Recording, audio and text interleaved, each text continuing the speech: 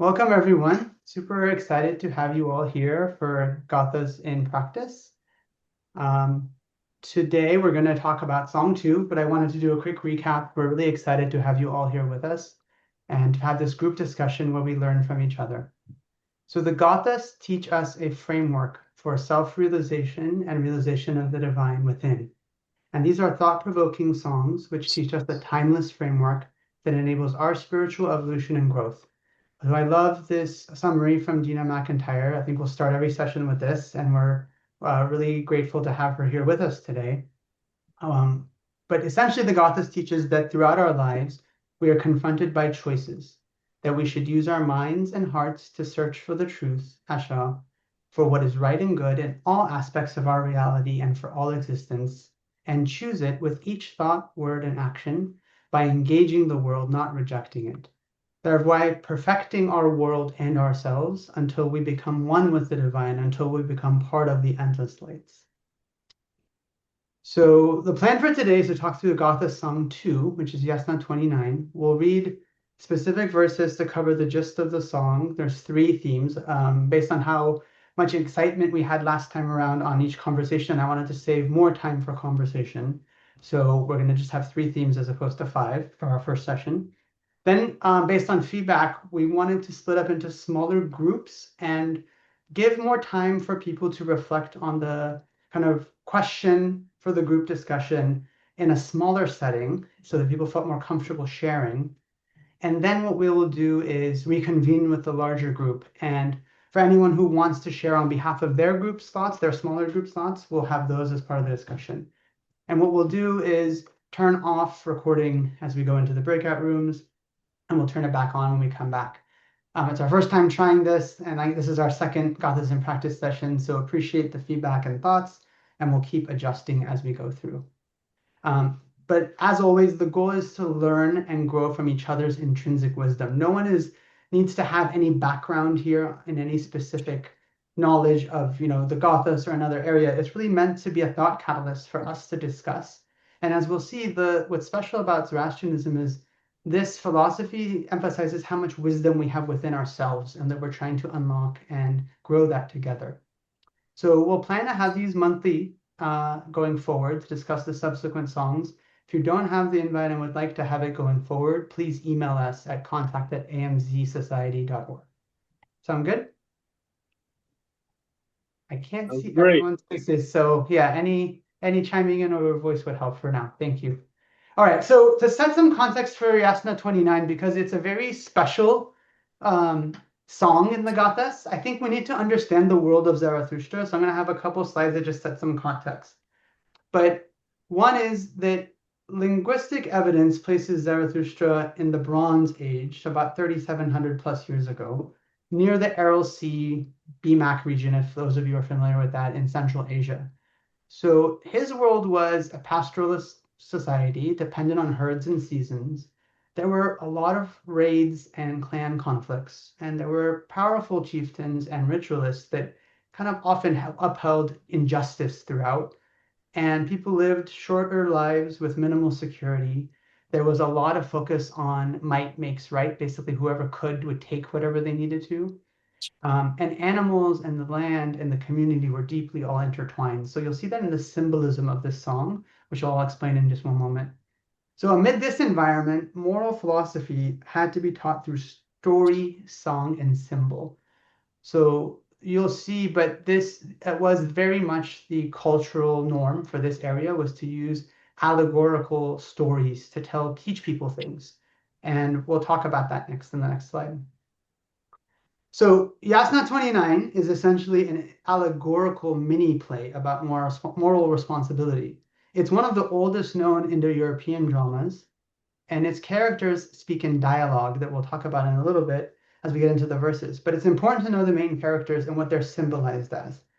The vulnerable community of the world is symbolized as the cow, which in Indo-Iranian civilizations, we see this both in Vedic and Avestan documents, the cow was very much important to daily life. So this is representing the suffering from injustice, from violence and neglect.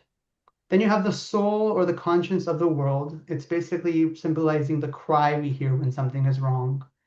We have the Amesha Spentas, which we'll speak to as the immortals, which are the immortal divine attributes, essentially expressions of Asha, the goodness and righteousness that connects us all, the good mind. These are not gods who intervene. These are more attributes, and we can talk about these more together. Then you have Ahura Mazda, which is the wisdom that guides humans to choose responsibly. And we have Zarathushtra, who's a person without power who steps up, and his power now comes from his alignment with Asha, with him choosing to do something that is right. And the drama sets the foundation of the Gathas, basically that the world cries for justice, and a human being must choose to respond, which is a core aspect of this moral responsibility. Is everyone with me so far? Sound good? Okay. So we're going to talk about theme 1, and we'll have again 3 of these. I'll give a quick 1-minute overview of this, and then I'll turn off the presentation. We can break into breakout rooms and discuss together, and we'll come back and have a larger conversation. But the verse I've chosen here to be representative of this is 29:1. It happens to be the first verse. It says, "The soul of the living world lamented. I am oppressed by fury, violence, and harm. There is no one who restores me. Lead me toward true order, Asha." So this is, again, representing that worldview. That's why I thought it was important for us to level set on that. And Zarathustra begins with a moral insight and awareness. I think this is a core part of his philosophy. Dana Vangui is what he called it, which is essentially good consciousness or awareness. So the world itself cries out when violence and injustice spreads, when something is wrong. And this cry is real, and it asks us to notice, to listen, and to care. So Asha isn't some abstract idea. It is this universal order of goodness. It involves harmony for all and the work of restoring that which has been harmed. So our group reflection that we wanted to talk about next together is where in my own life, both internally, we all have things we're struggling with internal to ourselves, our own thoughts, our own worries, our own struggles, or externally at home, our work, our communities. Do you hear a cry that you've been avoiding? So the idea is, I'll stop sharing there. We can talk through this together. What I'll do is we're going to try, because last time around we had a lot of great input, but it was a big crowd.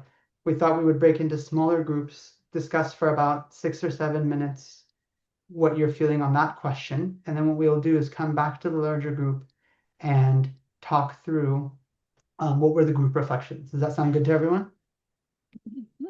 Okay, so let me stop recording.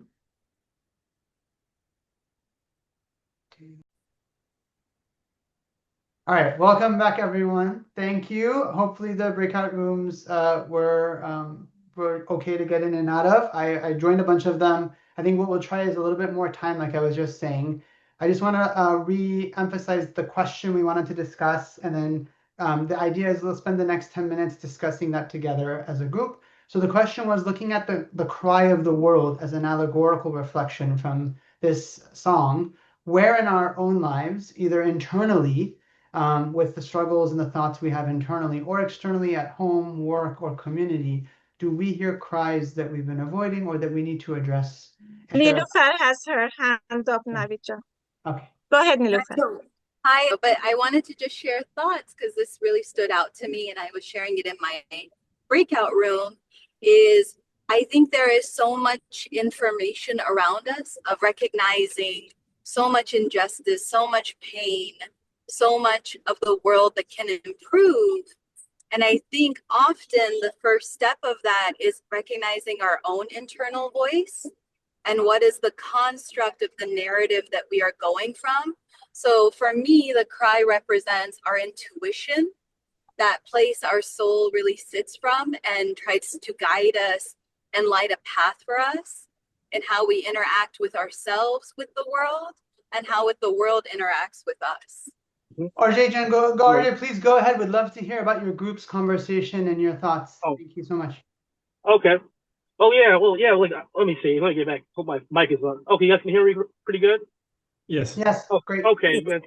Well, going back to what Neela was saying, I think what she said was very profound, how when we look at the world around us and we see everything in disorder, and the fact that, in this verse, Zarathushtra, speaking, I guess, in an allegorical sense of the cow, in this world, it's like we see the disorder, and I know in our hearts, we see that there is meant to be order, and it's almost like he was reflecting what's in our hearts, and that is Asha, that is order, that is righteousness. And it's like what Ali Jafari was saying, what Asha really is, it's everything in this divine rhythm, something that is, it's like this divine cycle of well-being, and it's within all of us. We all have this very thing in our hearts that is letting us know that it is goodness, it is righteousness, it is what is rational, what is progressive.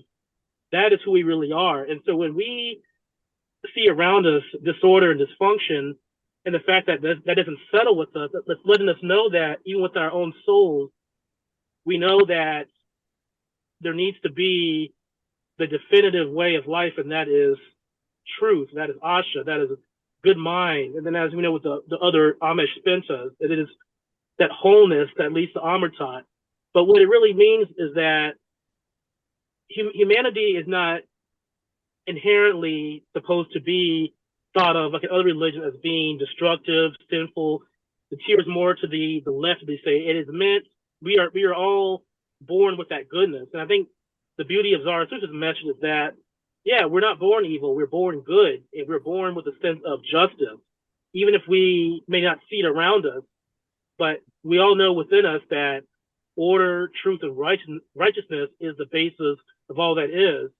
And so to finally come to full terms of what our life is about, especially as Zoroastrians, it's that continuation to realize Asha in this world, that is that fight to overcome and conquer, to ensure that, not only is the right way of thinking realized in this world, but it's also to be acknowledged by those who grew up wanting to see a world that way, because none of us grow up wanting to see this world, in chaos and full of so much sorrow.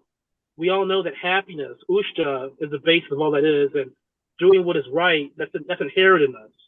So I do believe that Zarathustra was discussing that, it is within us to make the world right, and it's within us that we are righteous in our character. Yeah, very, very well said. I think that's the core message here is that, and we'll kind of see it on the next slide. I think you're kind of perfect segue, but essentially like we said on this last slide, there is a cry for help. And now the question is, what do we do, right?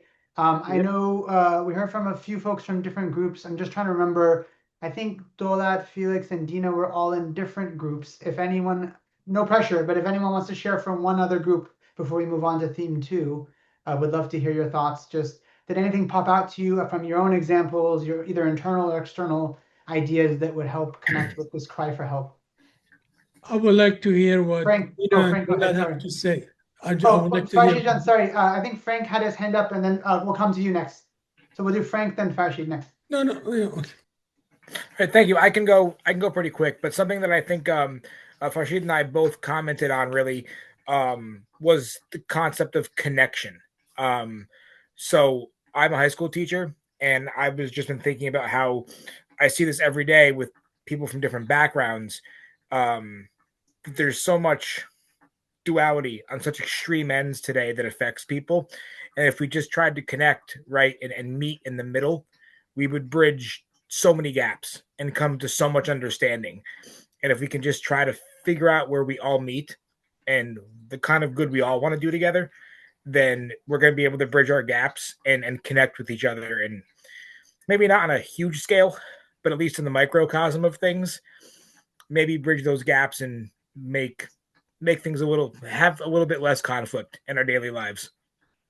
Yeah, that's a beautiful thought. Yeah, thank you so much, Frank. Thank you. Farshid, did you want to share a little bit? No, Go ahead. Nothing to share. I was just asking. I would like to hear what Dina and Dolan have to say. I had the privilege of being in the same room with Dina, so I want the rest of the team also learn from that. Could we have what Dolat said first, and then Absolutely too. Dolat, step up to the podium. Well, actually, Nilufar was in my group, but So technically our group was represented. Okay. But I guess a couple of things that came up. One of the members talked about the environment.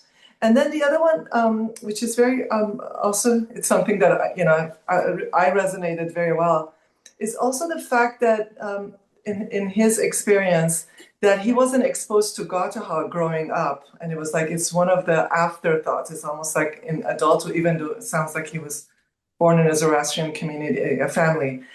So not having and kind of having Gathas be more included as part of the scriptures that are recited. Was something that he chose to say, and for me it was, and also intuition. That's what Niloufar was talking about, not being able to listen to intuition, and I kind of piggyback on that myself. Is when I know with all my heart there's something I don't want to do, but I do it because I want to please other people, and it feels like there's a part of me inside that is screaming to say no. It's so that was the other part that. I thought it was very interesting to look at how that applies to our life. That's actually quite profound. Thank you so much, Donna. I think we all experience that. There's like things we want to say and we don't quite say, and we're hearing that cry. Yes, I love Dina, and then Felix has his hand up, so we'll go Dina, Felix, and then we'll move on to theme 2. Well, why don't we go with Felix first? He was the chair of our group. Oh, okay. And I'm very interested to hear what he has to say. Yeah, I was actually just going to quote you and mention something you said that stayed with me. So Dinah explained, her interpretation of the Gatha and some of the terms. And one thing she mentioned is, this important idea that that really resonated with me, that there's no savior that's coming to fix our problems. And that, sometimes we think, oh, if I only, knew the right person to explain to me certain things, I would not behave in that way. Or we can revisit the past in that way too and think, oh, if I knew that, I wouldn't do that now. Or maybe, and we have this idea of a future where, we'll have everything we need and we'll be able to, behave in the ideal way. And Dinah put it really eloquently, saying, there is no such thing as a savior that's coming to solve it, and it's just us. And I think it resonates with some of the things that Frank was saying about connection, that we are, just the only thing we have. And, if there is saving to be done, we can only do that together and for each other. And nobody is going to come from the outside to do that for us. And I think, this is kind of a fallacy or a bias that at least I recognize in myself and that I've had for a long time, that, in the future, everything will be perfect because, I will be saved by this or that. And, and it's actually, I think it's a dangerous fallacy, and it actually cuts you off from connecting with your environment and really, being able to do good. So that's something that stick with me. Very well said. Very well said. I think it's as if you all know what's on the next slide, which is amazing, because that's what I love about the Gathas and Zarathustra's teachings, is I feel like it is intrinsic. I've had several people talk to me about coming to this class, or this discussion group, I should say, right? And they're like, but I don't have wisdom to share. I'm like, we all have so much wisdom to share. It's intrinsic. That's what's so special. It's nothing about, ego or pride. It's just that we all have so much within us that we just need to connect with each other and share, and we help each other rise. And I heard Dina saying this in her breakout room as I was moving around. So actually, I'd love to hear her thoughts. She's so eloquent, as always. Well, first of all, I don't have answers for other than when I study the Gathas, I try to figure out what Zarathustra had in mind, because I really don't have that much wisdom within me. So I'm looking for answers. And one of the things I learned from Zarathustra was just the opposite. We have to think for ourselves. We have to look for our own answers. So I'll tell you what I saw in Yasna, a few of the things I saw in Yasna 29. It starts with the suffering. Why is there so much suffering in the world? That just does not seem right. And what's God doing about it? Well, Zarathustra's view is that the things we suffer are teaching devices. They sculpt our souls. They increase our understanding. They help us to be stronger and better. In other words, our sufferings are a necessary part of our spiritual evolution. That's one thing I learned from Yasna 29. But an even more important thing is that, yes, it's not right that there be suffering without some help. And what we have to do is we have to help each other make it. I can't make it on my own. You can't make it on your own. We all have to help each other. We have to give and receive help. And then another thing that impressed me was what, I don't know her name, but the lady with the orange top said, and that is that when Ahura Mazda is asked, what do we do? He turns to good thinking, and he says, who has been found by thee, good thinking, to give the teachings to the mortals? That's us. So, and then good thinking says, I have found Zarathushtra, and it goes on from there. But the key to redeeming ourselves is we have to help each other, and we have to use our minds and our hearts and our intuition and our creativeness and everything we've got to find solutions for the problems that beset us. And that is one of the main things that I took away. Those are a few of the main things. There are some other very beautiful things about Yasna 29. If you're interested, on my website in part 2, there is a chapter called The Solution of Yasna.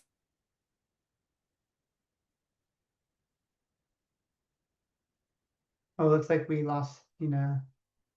Does everyone else hear me okay? Yeah, we can hear. I can hear you, Navid.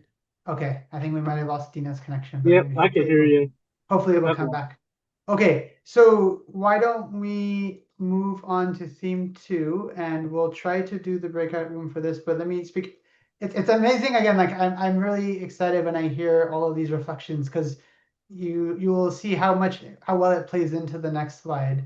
But essentially the next slide is Yasna 29 verses 5 through 7. Then Ahura Mazda asked, as Dina just said, is there any person who has listened with mind and heart, anyone who can answer the world's plea? And then the immortals, good thinking, Vahumana replies, there is only one human who is prepared to make the world progress. So I think what is profound here is that it's a human who is prepared, not some divine power coming to save us. And then we use the word saviors for multiple people. I thought was really awesome, because this is often translated from an Avestan word saushant, and we'll come to it in a moment. But in the Gathas, help is not external, as we're all just discussing. Ahura Mazda asks whether anyone is willing to hear and respond, and the immortals, good thinking, point to the human being prepared to act. This message is simple but radical, especially if you consider almost 4,000 years ago. The world only changes when people choose to step forward and act. So the divine offers wisdom and loving support, as Dina just said perfectly. It was like the best segue. And we can all be saushants. So that idea of those who heal existence and make the world a better place, that's something we are all able to do and grow towards ourselves. So the reflection we want to do in the next breakout room is, where am I hoping someone else will solve a problem that I have the ability, even in a small way, to influence? So that's kind of the general thinking. Again, please take the time to discuss in the breakout rooms, and we'll come back and discuss together in the group. I will take maybe 5-6 minutes, just since we usually try to go about to 4:15, 4:30 max, so everyone can still make their afternoons. So we'll break out into the rooms and then come back and have a few reflecting thoughts. All right, welcome back from the breakout room. Thank you all for participating in this, experiment. Again, I think after we do this, I would love any feedback or suggestions or thoughts on if the breakout rooms was better, or if you were here in the first session, if it was better to just talk all openly in one larger setting. I know there's some logistics involved with going back and forth, so we wanted to try it based on folks' thoughts. To reiterate the question, I'd love to hear from the groups, and then we can move on to the last slide, theme 3.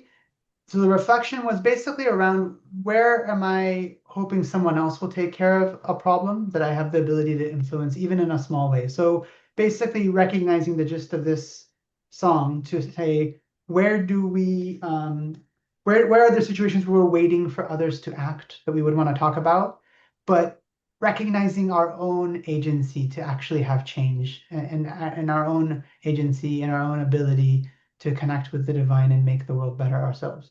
So that's kind of the gist of the question. Would love to hear thoughts from the groups. I heard some amazing thoughts going on. Yes, RJ, please go ahead. Oh yeah, so yeah, this was an excellent and very profound question for us, because I think what as we discussed in the break room is, and Miss Demonia said it well, there comes a time where we like to claim that we're good and moral, and I'm not saying we are not that internally, but sometimes people want to say that, oh yeah, I'm spiritual, I believe in being charitable, I believe in being my brother's keeper, and it sounds good through words, but sometimes, but even a lot of times, many kind of freeze up or almost don't follow through with what they believe. They'll see that the helping of somebody else is too burdensome, it's risky, or there's nothing in it for them. And one problem that I've had, as a former Christian per se, and this is not to be attacking people of any other faith, but I've noticed that in those other belief systems, they're taught to just kind of let go and let God take care of it. It's God's will for it to happen. And, in some deterministic faith, you believe that, oh, everything happens for a reason. Some people have this just world fantasy that, oh, maybe the reason why bad things are happening is it's a test from God. Maybe you're not doing enough, or maybe you're just born under a wrong star. And it's all this self-defeatism. And I think at times a lot of people just want to just kind of just go with the flow with life instead of actually stepping up and being that change. Because many in this world, they kind of operate like robots. Most people get up every day, they work, go to sleep, might spend time with family. It's kind of pretty much their livelihood, but they don't really, dig down deeper and figure out, what can I do in my society, our personal lives, for the people to make lives, the things better in life. Or if somebody down the street has their car on fire, should I step up and actually help that person, or should I just wait or let maybe God, or some other deity take care of it? Well, no, what's in it for me? Or I don't want to get involved because I don't want to, risk something. But my point is, I think a lot of us are so comfort in knowing that somebody else will do it. And I'm not saying it's spiritual laziness, but a lot of people are not willing to step up because there's fear, there's uncertainty, there's risk, and there's also nothing in it for them. And as a Zoroastrian, as I was mentioning in the break room, that it's a very burdensome lifestyle. And it's not because it's burdensome because it's something wrong, but it's challenging. It takes a lot of discipline. It sounds easy to live by good thoughts, good words, and good deeds, but every day is a battle between Asha and Druj, and God made you like his greatest creation, his greatest champion on earth. And each and every one of us are unique, but we're all from that same source. And each and every one of us has the power to make change. And a lot of people are afraid of that, knowing that they have within them to change the world, change the tide of civilization or the universe. But many don't want the responsibility because they think it's too burdensome or it's too scary for them. But with all that said, and from what we know as Zoroastrian, we should always, do for self, and with what power we have now, we should use that to make the world around us better, just because it's right. Righteousness for the sake of righteousness alone. Very well. So that's my Thank you. Thank you, RJ. Thank you. I appreciate hearing those reflections. Dina said this really well on her website is we start with like, Insler or a lot of these scholarly translations that are very literal, but they often have this terminology, right? No matter who this translator is, but like often savior, right? And I feel like when you look at the nuance of what Savashant means, it's exactly like I said, it's the benefactors, it's those who choose to heal existence, make it better. And it's plural. That's like the amazing part. People think about it as this song is trying to set up Zarathustra as a choice to kind of better existence for obvious reasons, because he's introducing a philosophy at a time that is quite radical, right? But it's actually what's profound is when you look at it, and I think others have said this, and we'll dovetails to the last slide, is that is not some appointment because he's holy or special. It's actually because of his good thinking. It's because of his alignment, right? And that's what it's saying. It's saying any one of us, as we align ourselves, should be able to do that. And we have to work together. What Dina said always sticks with me from the last slide, but we have to help each other and we have to work together. No one can do this on their own, and we won't actually achieve the goal. So it's quite profound. Thank you all. So go ahead, Dina, please. Yes, please. I just wanted to say that I agree 100% that we have to take control of, the situation and do something. But there are times we should remember that with the divine, it's a partnership between the divine and us. There are times when we won't be able to fix everything despite our best efforts. And what I do is I just pray for help. And I think the divine speaks to our minds. So in a way, you could say it's your mind, but, there's help there. So the help works both ways. Don't exclude the divine from help. Absolutely. That's so beautiful. And I feel like that's why I think sometimes people think this is too academic or intellectual of a religion. I think Dolat helps us remember this a lot as well, as like there is a spiritual and a big kind of soul to this, right? And then I think what's always profound to me is that the divine is not distinct from us, and it's kind of within, and we must awaken to it. And that is so reassuring. And the second thing that you said earlier that always stands out to me is the loving support is always there. I think I heard it in a breakout room from you, Dina, but it's like not distinct from us, and the loving support is always there. So we don't have to feel we're alone and the weight of everything is on us. We can work together and listen for that divine voice, right? Felix, yes, please. And then we'll move on to the last slide. Oh, you're muted. Felix, we can't hear you. Sorry, I know you want to move on, but just something occurred to me that there's an interesting paradox that I just wanted to lay out here, that it's only when we let go of the idea that someone is going to come and save us from whatever the problem may be, that the real help can actually, the help that's needed that can come forward from what is actually in existence. And there's a paradox there. It's like only once you relinquish this yearning from external help that the help that's needed can come forward. So it's an interesting paradox. Absolutely. And that's very well said. I think that's why we have to kind of change this worldview or mental model we have so that we can start growing and have that evolution that Dina mentioned earlier as well. Thank you so much. Okay, so let me talk about the last slide. It'll just be less than a minute, and then we will discuss together. Let me put this up real quickly. So everyone already knows this now because we've kind of alluded to it, but in verses 28:9, 8 through 10, there is a response where basically there is only one person who has listened to our teachings. This is the response from the Meshasmenta, the immortals. It's Zarathustra Spitama. The soul of the world cried again. This is a pretty profound statement. It says, am I to accept a powerless man with a feeble voice as my caretaker? I want a powerful ruler. Grant him strength through righteousness, Asha and Good Mind, so that he may lead the world toward peace and tranquility. I also, wise one, recognize you as the first possessor.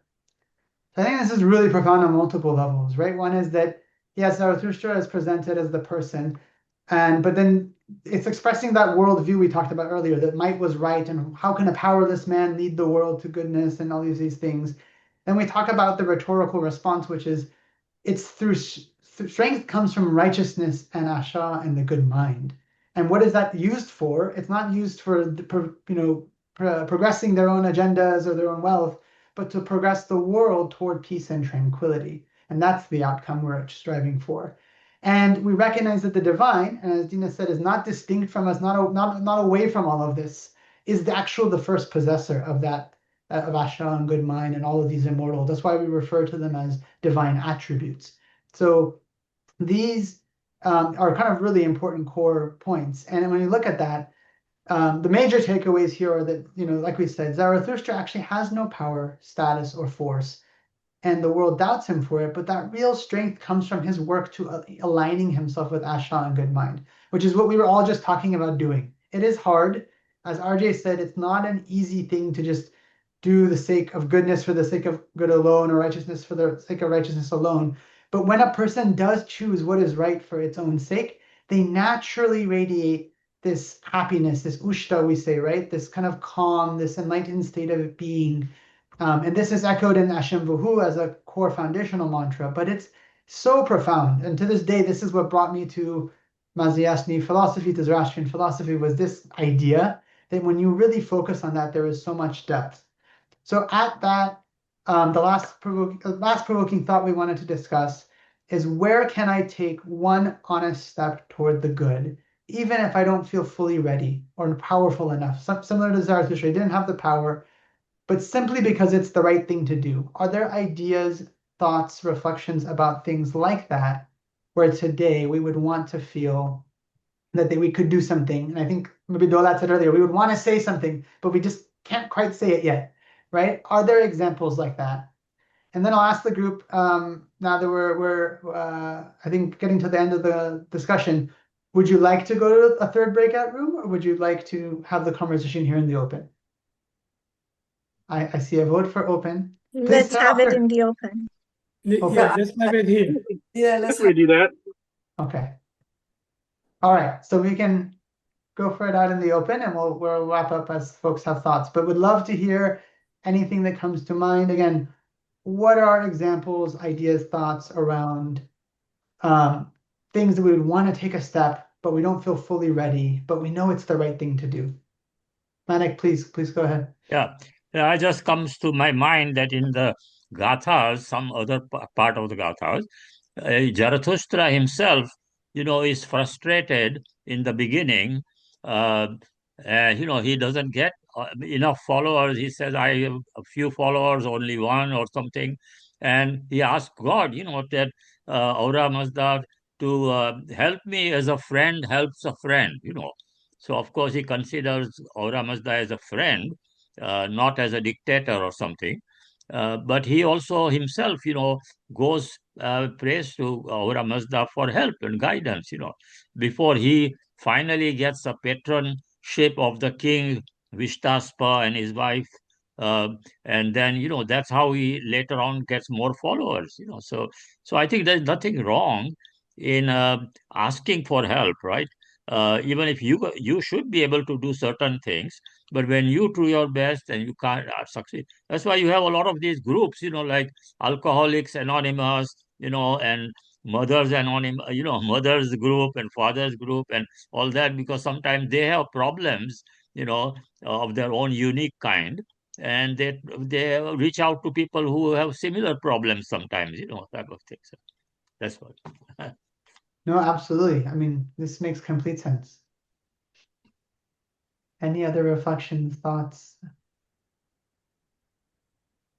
RJ, yes, please go ahead. If folks want to raise their hand, I can go in order of the hands too. So if you know how to use that, feel free to raise your hand in the app. Okay. Yeah, I think really the first steps, every day, it's a challenge, and for me, I would say what's given me strength, because when I was a former Christian and other New Age faiths, I was even a Buddhist in the past. I was always really taught to withdraw from the world, and you're always taught that you can't change existence. Everything is set in place, and going against the way things are, it's like fighting the wind. And so I've always felt defeated. But when I really gave myself to this religion back in 2018, it was always through the repetition of prayer. And I know I believe it's in Yasna 33, Zarathushtra mentioned how, to receive clarity and strength really comes from deep meditation. And it's not just a meditation of you, withdrawing to a mountain with your eyes closed and your hands to the side, or in a certain shape or form. For me, it was a repetition of a Shimvahu Yatahu Vadio, and that all those prayers are invoking Asha. And the more I've invoked, Asha into my life, I feel like this fire in me, and this fire gives me this energy and this inspiration and this illumination. And every day, but surely through that fire, it's allowed me to take new challenges. Like right now, I used to be very, very scared of speaking among people. I was shy, and this community and this religion has really encouraged me to really set out and be my better self. But I would say that it is through repetition of prayer, and you can say it's a meditative state, is a first step, because you're calling for something higher than yourself. You're humbling yourself like Zarathushtra. And like he's mentioning in this verse, I'm a nobody myself. I mean, I'm just a regular guy from Orange County. I mean, I wasn't born with a silver spoon in my mouth, and I wasn't born in a certain star. I mean, it just took the humility and the wanting to be better through, Mazda, through Asha, to want to really have the power to not only make change better for myself, but to make the world better. So I think it comes from desire, repetition of prayer, and wanting to just, toss everything aside and desire to make yourself better. Because, by you being better, you bring inspiration to the world, you bring healing to the world, and you bring inspiration. That inspiration can encourage others and create this group like we have right now to make others want to strive and be their better selves. So it always starts with, just wanting to be better, asking for God, and that meditation of constantly calling toward Asha. Very well said. And I think that's kind of maybe listening to that divine voice within us. And I think maybe, as Dina was saying earlier, I don't want to put words in her mouth, but it made me think of her comment that if we pray when we don't know what to do, and Hashem Vuhu and Gathas, who are definitely the profound thought provokers for me that really help me always balance and align myself. Absolutely, Yeah, 100%. Excellent. I think Dola, maybe you had your hand up, but if not, we can go to Felix. Or did you have your hand up earlier? I did, but I also wanted to make sure that people who haven't spoken can also speak. So I also have one question too. Okay, so we'll do Dolat, Felix, and Homa, and then I think Meriva, did you want to say something?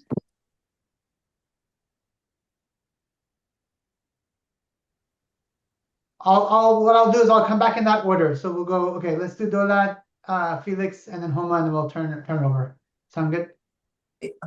yeah, and I think I don't have I guess a lot more than what already has been said, but what really stood out for me and my unique example that came up was it's actually the idea of the feeble voice, and so the voice of the pleaser versus the voice of the one that stands for the truth and what's actually in a for the good of all. So he's seeking for strength through Asha and Good Mind is not to have a loud voice. It's like almost like be able to have a hugging no. That's what came to my mind. And so that whole idea of prayers, but also in particular to be attuned to the idea of Good Mind and Asha as they weave in together. So that's what I wanted to say. Thank you.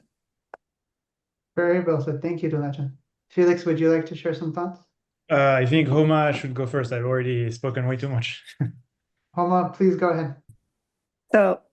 So my question is actually, it's about the meaning of Hudanush.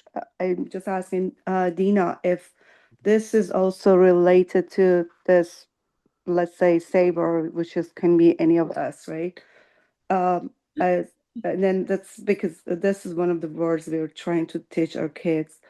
And then just trying to relate to Hudanush. Just want to learn more about that meaning also, and if it's related or not. Well, Hudanush, who is good.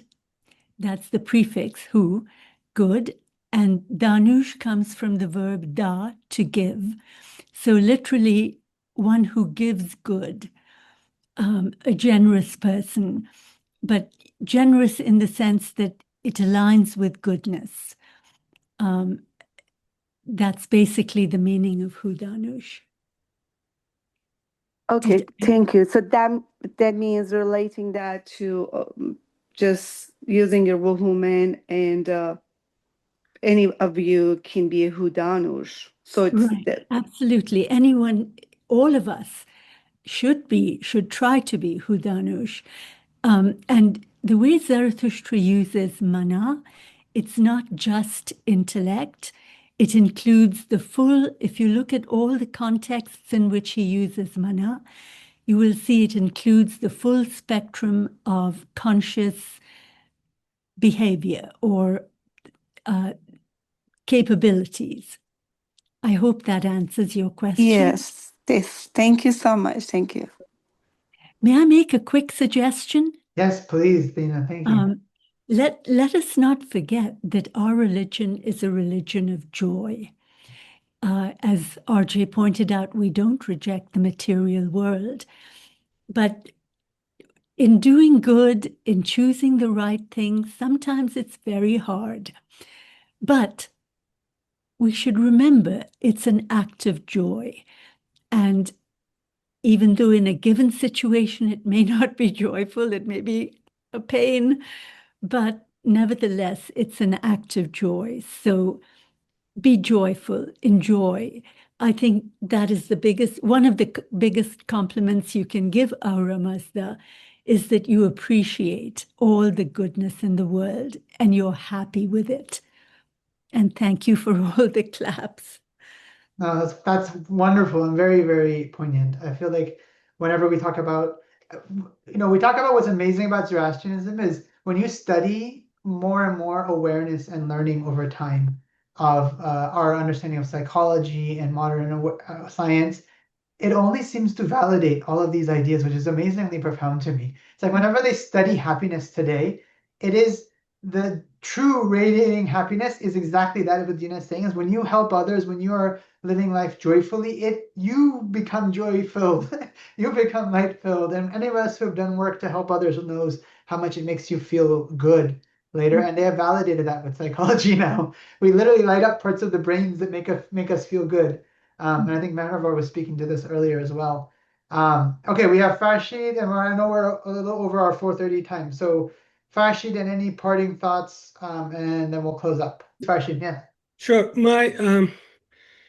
The thing is, on the last yasna that you put up of it is that it's a state of being, and that's what Zarathustra becomes one with Ahura Mazda by obtaining all the Amisha Sapantas, getting all these attributes of Ahura Mazda. Then it says, okay, now I'm ready, and I understand our religion is a real of joy and happiness, but you should also have to love yourself as well, and if you love yourself and you make yourself successful, then you can bring bigger happiness to the people around you.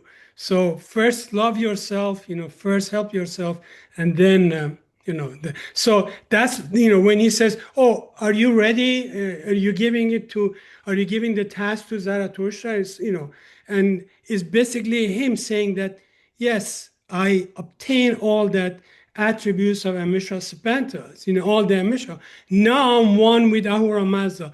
Now I'm ready to move on and make this place a better place to live. So that's my take.